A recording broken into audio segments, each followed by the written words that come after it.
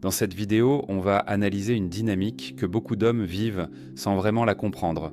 Ce moment précis où tu choisis le silence.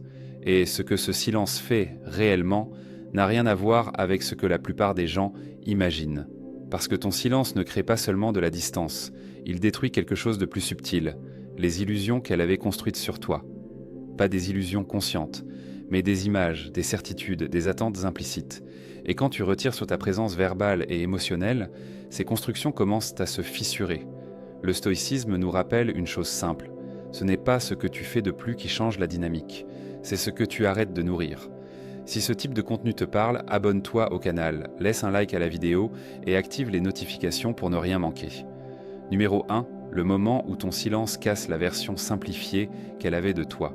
Au début, elle te perçoit à travers une version stable, une version construite à partir de tes réactions, de ta présence, de ta cohérence. Même sans s'en rendre compte, l'esprit crée toujours une image simplifiée de l'autre. C'est un mécanisme naturel. Le stoïcisme explique ce principe. L'esprit humain préfère une représentation stable, même incomplète, plutôt qu'une incertitude permanente. Et cette représentation devient confortable, prévisible, lisible, accessible. Mais ton silence vient perturber cette structure, parce qu'il retire les éléments qui rendaient en cette image stable. Et dès que la stabilité disparaît, l'interprétation commence. Le paradoxe est puissant.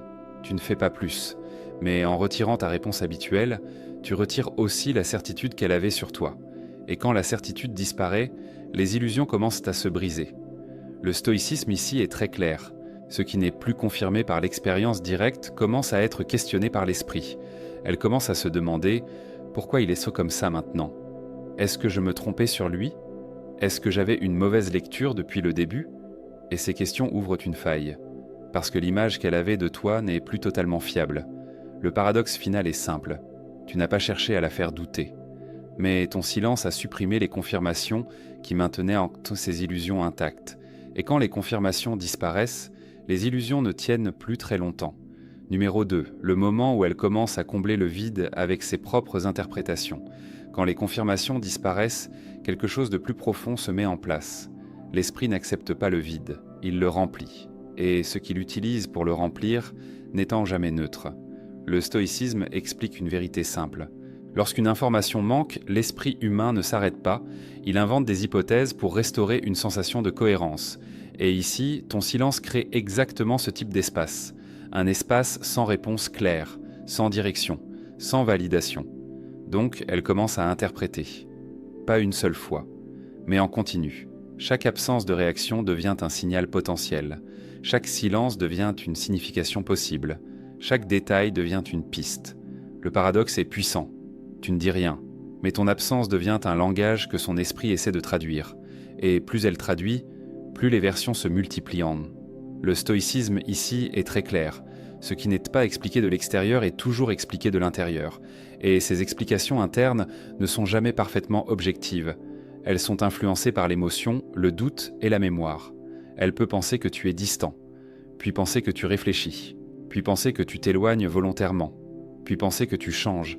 Aucune version ne s'impose complètement, et c'est là que le processus devient important, parce que l'esprit reste actif tant qu'il n'a pas de réponse stable. Elle essaie de donner du sens à ton silence, mais le sens reste fluctuant, et cette fluctuation maintient ton image présente dans son esprit. Le paradoxe final est simple, tu n'as rien ajouté à la situation. Mais ton silence a forcé son esprit à construire des explications qui n'existaient pas avant, et une chose construite mentalement prend souvent plus de place qu'une réalité simple. Numéro 3. Le moment où ses propres interprétations commencent à influencer ses émotions. Quand les explications internes se multiplient, quelque chose change de niveau. Ce ne sont plus seulement des pensées, ce deviennent des déclencheurs émotionnels. Le stoïcisme explique une chose essentielle. L'émotion ne naît pas directement de la réalité, mais de la manière dont l'esprit raconte cette réalité à lui-même. Et ici, elle commence à se raconter plusieurs histoires en même temps, sans s'en rendre compte. Une partie d'elle essaie de rester rationnelle, une autre cherche du sens, et une autre réagit émotionnellement à ce qu'elle imagine. Le paradoxe est puissant. Ton silence n'agit pas directement sur ses émotions, mais les interprétations qu'il crée, elles, oui. Et c'est là que tout devient plus profond, parce qu'elle ne contrôle plus totalement ce qui déclenche ses ressentis. Un souvenir, une idée, une hypothèse sur toi. et chaque élément peut produire une réaction différente. Le stoïcisme ici est très clair. Plus l'esprit génère de scénarios, plus il devient sensible à chacun d'eux. Et cette sensibilité n'est pas stable, elle varie, elle monte, elle descend, elle revient. Et cette variation crée une impression étrange, comme si quelque chose était encore actif entre vous, même sans contact. Elle peut essayer de rationaliser cette impression, mais elle revient, parce qu'elle est alimentée par ses propres pensées, et non par tes actions. Le paradoxe final est simple, tu n'es pas en train d'influencer directement ces émotions, mais ces interprétations de ton silence ont commencé à les générer à ta place, et quand les pensées deviennent la source des émotions, la réalité extérieure perd le contrôle de la dynamique intérieure. Numéro 4. Le moment où elle commence à douter de sa propre lecture de la réalité. Quand les émotions deviennent instables, quelque chose de plus profond apparaît encore. Ce n'est plus seulement toi qu'elle essaie de comprendre, c'est sa propre manière de comprendre. Le stoïcisme explique un principe fondamental. Quand la perception d'une situation devient incohérente, l'esprit ne remet pas immédiatement la réalité en question. Il remet d'abord en question sa propre perception. Et ici, c'est exactement ce qui se passe. Elle ne sait plus si ce qu'elle ressent est fiable, ni si ce qu'elle pense est juste, ni si ses interprétations sont exagérées ou insuffisantes. Le paradoxe est puissant. Ton silence n'a pas seulement créé des questions sur toi, il a créé des questions sur elle. Et cette inversion est décisive, parce qu'elle commence à se regarder en train de réagir, à analyser ses propres pensées, à observer ses propres émotions, à surveiller ses propres réactions, et plus elle s'observe, plus elle devient consciente du déséquilibre. Le stoïcisme ici est très clair. La conscience excessive d'une réaction ne la stabilise pas, elle la rend plus complexe. Et cette complexité crée une tension intérieure. Elle peut essayer de se convaincre que ce n'est à rien. Mais ce qu'elle ressent ne suit pas toujours ce qu'elle décide de penser. Et c'est là que la fissure s'élargit. Parce qu'il y a maintenant deux niveaux en parallèle. Ce que tu es dans la réalité et ce que tu es dans son interprétation. Et entre les deux, ce qu'elle ressent sans contrôle total. Le paradoxe final est simple. Tu n'es plus seulement un sujet d'interprétation. Tu es devenu un déclencheur d'auto-analyse. Et quand quelqu'un commence à s'observer en train de ressentir, la dynamique n'est plus extérieure, elle devient intérieure. Numéro 5, le moment où elle commence à chercher une cohérence, là où il n'y en a plus. Quand l'auto-analyse devient constante, une nouvelle étape apparaît, le besoin de cohérence. Parce que l'esprit humain ne supporte pas longtemps le désordre interne sans tenter de le structurer. Le stoïcisme explique une vérité essentielle. Ce n'est pas le chaos extérieur qui fatigue l'esprit, mais l'impossibilité de lui donner une forme stable. Et ici, la stabilité a disparu. Ton silence n'est pas constant dans son interprétation. Il change de signification selon son état émotionnel. Donc elle cherche une logique fixe, une explication qui resterait vraie dans tous les moments. Mais cette explication n'existe pas clairement. Le paradoxe est puissant. Plus elle essaie de stabiliser ta signification, plus elle multiplie les versions possibles. Et ces versions ne s'annulent pas. Elles coexistent, ce qui crée une surcharge mentale subtile. Elle peut penser à toi comme distant dans un moment, puis comme réfléchi dans un autre, puis comme détaché, puis comme stratégiquement silencieux. Et aucune de ces lectures ne disparaît complètement. Le stoïcisme, ici, est très clair. L'esprit humain préfère plusieurs explications imparfaites, plutôt que l'absence totale d'explication. Et cette préférence maintient le processus actif. Elle commence alors à chercher des indices, dans le passé, dans des détails, dans des incohérences perçues, comme si quelque chose devait expliquer ce présent. Mais plus elle cherche, plus le système devient complexe, parce que chaque détail peut soutenir une interprétation différente. Le paradoxe final est simple. Tu n'as pas ajouté de confusion, mais ton silence a retiré le cadre unique qui rendait tout lisible. Et quand le cadre disparaît, la cohérence devient un travail mental permanent. Numéro 6. Le moment où elle commence à ressentir une perte de contrôle sur sa propre stabilité émotionnelle. Quand la cohérence devient difficile à maintenir, quelque chose de plus profond se produit. Ce n'est plus seulement une recherche de sens, c'est une perte de stabilité interne. Le stoïcisme explique un principe fondamental. L'esprit ne souffre pas uniquement de ce qu'il ne comprend pas, mais aussi de ce qu'il ne parvient plus à organiser de manière stable dans le temps. Et ici, ton silence agit comme un élément instable dans son système de pensée. Pas parce qu'il change, mais parce que sa lecture de celui-ci change constamment. Le paradoxe est puissant. Un même silence peut être interprétée de plusieurs façons différentes selon son état intérieur, et cette variabilité crée une sensation étrange, comme si elle n'avait plus une prise solide sur ses propres réactions. Elle peut remarquer quelque chose d'important. Ces émotions ne sont plus totalement proportionnelles aux événements réels. Elles sont influencées par des interprétations internes qui évoluent, et cela crée une forme de décalage. Le stoïcisme ici est très clair. Quand la perception devient plus active que la réalité, l'esprit perd la sensation de contrôle direct sur ses propres états. Et c'est exactement ce qui se passe. Elle peut vouloir rester calme, mais une pensée change légèrement son état. Elle peut vouloir détacher son attention. Mais une interprétation relance le processus, et ce cycle devient autonome. Le paradoxe final est simple. Tu n'es pas en train d'agir sur son esprit, mais ton silence a déclenché un système interne qui fonctionne sans validation extérieure. Et quand l'intérieur devient autonome, le contrôle conscient devient beaucoup plus fragile. Numéro 7. Le moment où elle commence à reconstruire ton image pour retrouver un équilibre mental. Quand le contrôle émotionnel devient fragile, l'esprit cherche une stratégie de stabilisation plus avancée. Il reconstruit, pas la réalité, mais une version de la réalité qui réduit la tension interne. Le stoïcisme explique un principe clé. L'esprit humain préfère une représentation cohérente, même inexacte, plutôt que de rester dans une incertitude prolongée. Et ici, ton silence ne fournit aucune structure externe stable, donc elle crée une structure interne. Elle reconstruit ton image, mais pas une seule version, plusieurs. Le paradoxe est puissant. Tu n'es plus une seule perception dans son esprit, tu deviens un ensemble de possibilités mentales. Et chaque possibilité sert à tester une explication différente de ce qu'elle ressent. Elle peut imaginer que tu es détaché volontairement, ou que tu es en train de changer, ou que tu prends de la distance sans intention claire, ou même que tu observes simplement sans réagir. Et aucune version ne s'impose définitivement. Donc le système reste actif. Le stoïcisme ici est très clair. Quand aucune représentation ne stabilise totalement l'esprit, la pensée continue de tourner autour du même sujet sous différentes formes, et ce mouvement devient mentalement persistant. Elle ne peut pas fermer le sujet complètement, parce qu'aucune version ne donne une paix intérieure totale, et c'est là que ton silence prend une autre dimension. Il n'est plus seulement une absence, il devient une source de variation interne. Le paradoxe final est simple, tu ne changes rien volontairement, mais dans son esprit, ton image devient malléable. Et ce qui est malléable mentalement reste toujours accessible à la pensée. Numéro 8, le moment où elle commence à ressentir que la stabilité dépend de ton retour, même sans qu'il arrive. Quand une image devient malléable, elle ne reste pas neutre très longtemps. Elle commence à influencer l'équilibre intérieur, et c'est là que quelque chose de plus profond apparaît. Une attente implicite. Le stoïcisme explique une vérité essentielle. L'esprit humain ne se contente pas de comprendre une situation instable. Il commence à anticiper inconsciemment sa résolution. Et ici, la seule résolution imaginable dans son système mental, c'est un retour à quelque chose de lisible, quelque chose comme avant. Donc ton retour devient une hypothèse interne, pas une certitude, mais une possibilité active. Le paradoxe est puissant. Tu n'es pas revenu, mais ton absence prolongée crée une simulation mentale de ton retour.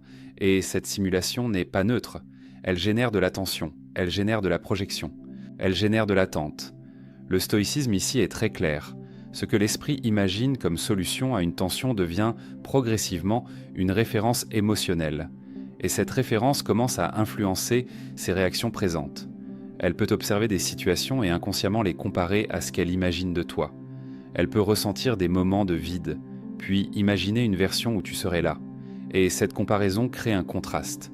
Le contraste amplifie la perception du manque, mais aussi la valeur perçue, parce que ce qui est absent mais imaginé reste actif. Le paradoxe final est simple.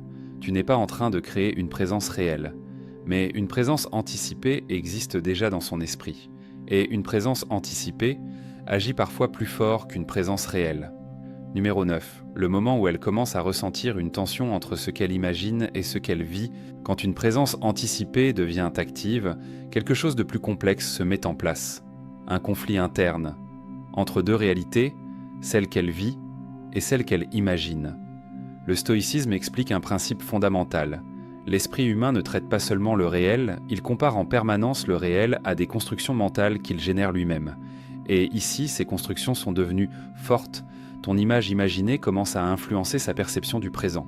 Le paradoxe est puissant. Le réel ne suffit plus à lui seul. Il est constamment mesuré contre une version mentale de toi. Et cette comparaison crée une tension. Parce que les deux ne s'alignent pas parfaitement. Elle peut vivre un moment neutre, mais son esprit ajoute une couche. Comment ce serait si tu étais là?